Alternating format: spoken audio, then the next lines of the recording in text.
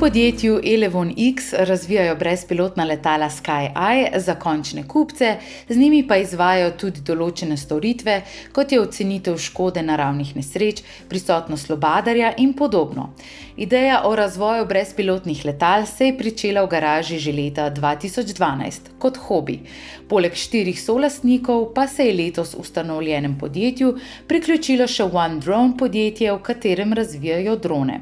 Naša največja konkurenčna prednost je modularnost našega sistema.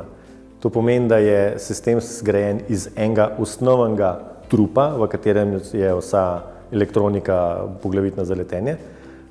Ta trup pa potem lahko nadgrajujemo z različnimi moduli nadgradnje in s tem lahko prilagajamo težo tovora, dolet samega letala, pogon, s temi moduli potem najlažje kombiniramo. V Elevon X-u so trenutno razvili 4 module.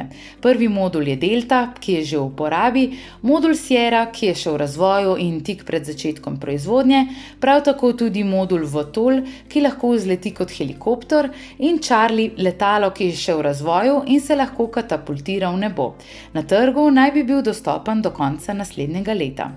Trenutna novost na trgu je letalo, ki se imenuje VTOL. To pomeni, da je letalo sposobno vertikalno poleteti kot helikopter, na minimalni višini potem preide v horizontalni let kot letalo.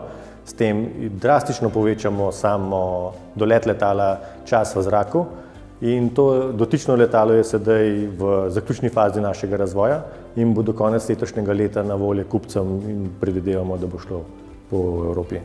V podjetju pa so se prijavili tudi na razpis B2.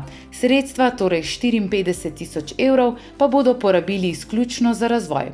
V Elevon X-u je trenutno zaposlen samo Matej Meglič, več zaposlitev pa načrtujejo v prihajajočem letu.